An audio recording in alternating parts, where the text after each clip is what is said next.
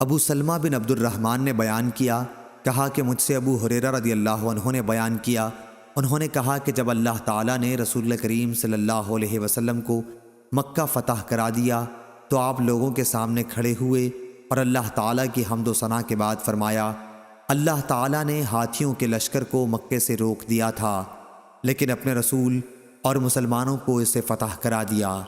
دیکھو، یہ مکہ مجھ سے پہلے کسی کے لیے حلال نہیں ہوا تھا، یعنی وہاں لڑنا، اور میرے لیے صرف دن کے تھوڑے سے حصے میں درست ہوا، اب میرے بعد کسی کے لیے درست نہیں ہوگا، پس اس کے شکار نہ چھیڑے جائیں اور نہ اس کے کانٹے کاٹے جائیں۔ یہاں کی گری ہوئی چیز صرف اسی کے لیے حلال ہوگی جو اس کا اعلان کرے۔ جس کا کوئی آدمی قتل کیا گیا ہو اسے دو باتوں کا اختیار ہے، یا قاتل سے فدیہ مال لے لے یا جان کے بدلے جان۔ حضرت عباس رضی اللہ عنہ نے کہا، یا رسول اللہ صلی اللہ علیہ وسلم، اذخر کاٹنے کی اجازت ہو، کیونکہ ہم اسے اپنی قبروں اور گھروں میں استعمال کرتے ہیں۔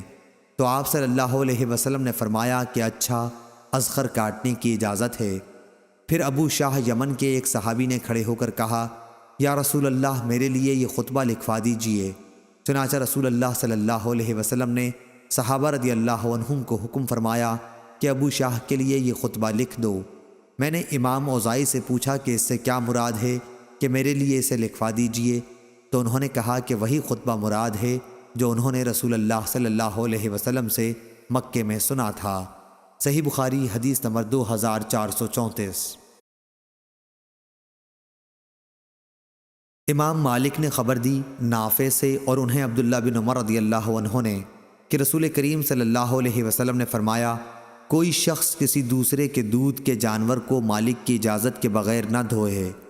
کیا کوئی شخص یہ پسند کرے گا کہ ایک غیر شخص اس کے گودام میں پہنچ کر اس کا ذخیرہ کھولے اور وہاں سے اس کا غلہ چرا لائے؟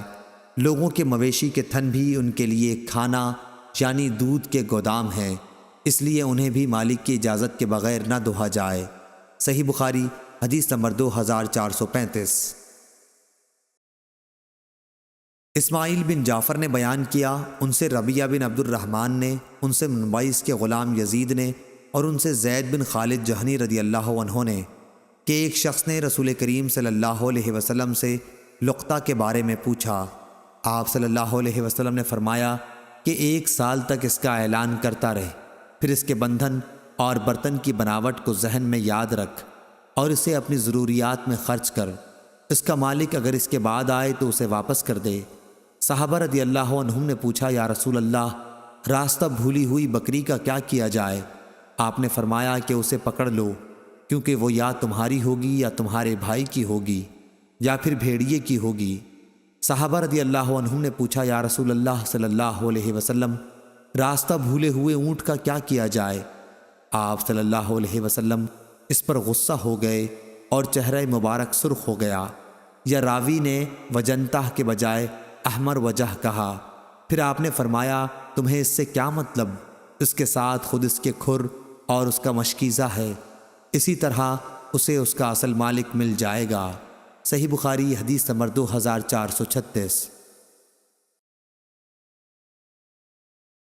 سوید بن غفلہ نے بیان کیا کہ میں سلمان بن ربیعہ اور زید بن سوحان کے ساتھ ایک جہاد میں شریک تھا۔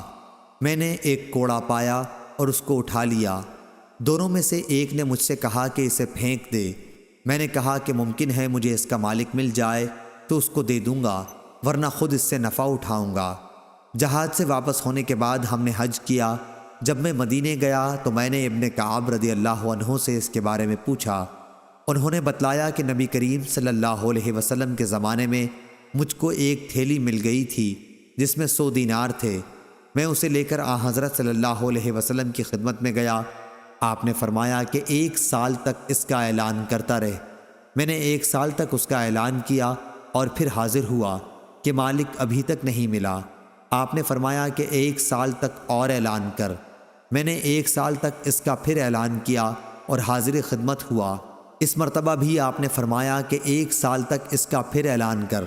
میں نے پھر 1 سال تک اعلان کیا اور جب چوتھی مرتبہ حاضر ہوا تو آپ نے فرمایا کہ رقم کے عدد، تھیلی کا بندھن اور اس کی ساخت کو خیال میں رکھ۔ اگر اس کا مالک مل جائے تو اسے دے دے، ورنہ اسے اپنی ضروریات میں خرچ کر۔ ہم سے عبدان نے بیان کیا، کہا کہ مجھے میرے باپ نے خبر دی شعبہ سے، اور انہیں سلمہ نے یہی حدیث شعبہ نے بیان کیا کہ پھر اس کے بعد میں مکہ میں مسلمہ سے ملا تو انہوں نے کہا کہ مجھے خیال نہیں اس حدیث میں سوید نے 3 سال تک بتلانے کا ذکر کیا تھا یا 1 سال کا۔ صحیح بخاری حدیث نمبر 2437۔ سفیان ثوری نے بیان کیا ربیعہ سے، ان سے منبعث کے غلام یزید نے اور ان سے زید بن خالد رضی اللہ عنہ نے کہا کہ ایک دیہاتی نے رسول اللہ صلی اللہ علیہ وسلم سے لقطہ کے متعلق پوچھا تو آپ نے فرمایا کہ 1 سال تک اس کا اعلان کرتا رہے۔ اگر کوئی ایسا شخص آ جائے جو اس کی بناوٹ اور بندھن کے بارے میں صحیح بتائے تو اسے دے دے، ورنہ اپنی ضروریات میں اسے خرچ کر۔ انہوں نے جب ایسے اونٹ کے متعلق بھی پوچھا جو راستہ بھول گیا ہو تو آپ صلی اللہ علیہ وسلم کے چہرے مبارک کا رنگ بدل گیا، اور آپ نے فرمایا کہ تمہیں اس سے کیا مطلب؟ اس کے ساتھ اس کا مشکیزہ اور اس کے کھر موجود ہیں، وہ خود پانی تک پہنچ سکتا ہے اور درخت کے پتے کھا سکتا ہے، اور اس طرح وہ اپنے مالک تک پہنچ سکتا ہے۔ انہوں نے راستہ بھولی ہوئی بکری کے بارے میں بھی پوچھا تو آپ نے فرمایا کہ یا وہ تمہاری ہوگی یا تمہارے بھائی اصل مالک کو مل جائے گی، ورنہ اسے بھیڑیا اٹھا لے جائے گا۔ صحیح بخاری حدیث نمبر 2438۔ برا بن عازب رضی اللہ عنہ نے ابو بکر رضی اللہ عنہ سے خبر دی۔ دوسری سند ہم سے عبداللہ بن رجا نے بیان کیا، کہا کہ ہم سے اسرائیل نے بیان کیا ابو اسحاق سے، اور انہوں نے برا بن عازب رضی اللہ عنہ سے، اور انہوں نے ابو بکر رضی اللہ عنہ سے کہ ہجرت کر کے مدینہ جاتے وقت میں نے تلاش کیا تو مجھے ایک چرواہا ملا جو اپنی بکریاں چرا رہا تھا۔ میں نے اس سے پوچھا کہ تم کس کے چرواہے ہو؟ اس نے کہا کہ قریش کے ایک شخص کا۔ اس نے قریشی کا نام بھی بتایا جسے میں جانتا تھا۔ میں نے اسے پوچھا کیا تمہارے ریوڑ کی بکریوں میں کچھ دودھ بھی ہے؟ اس نے کہا کہ ہاں۔ میں نے اس سے کہا کیا تم میرے لیے دودھ دہہ لو گے؟ اس نے کہا ہاں ضرور۔ چنانچہ میں نے اس سے دہنے کے لیے کہا۔ وہ اپنے ریوڑ سے ایک بکری پکڑ لایا، پھر میں نے اس سے بکری کا تھن گرد و غبار سے صاف کرنے کے لیے کہا، پھر میں نے اس سے اپنا ہاتھ صاف کرنے کے لیے کہا۔ اس نے ویسا ہی کیا، ایک ہاتھ کو دوسرے پر مار کر صاف کر لیا اور ایک پیالہ دودھ دہا۔ رسول اللہ صلی اللہ علیہ وسلم کے لیے میں نے ایک برتن ساتھ لیا تھا جس کے منہ پر کپڑا بندھا ہوا تھا۔ میں نے پانی دودھ پر بہایا جس سے اس کا نچلا حصہ ٹھنڈا ہو گیا، پھر دودھ لے کر نبی کریم صلی اللہ علیہ وسلم کی خدمت میں حاضر ہوا اور عرض کیا کہ دودھ حاضر ہے، یا رسول اللہ پی لیجئے۔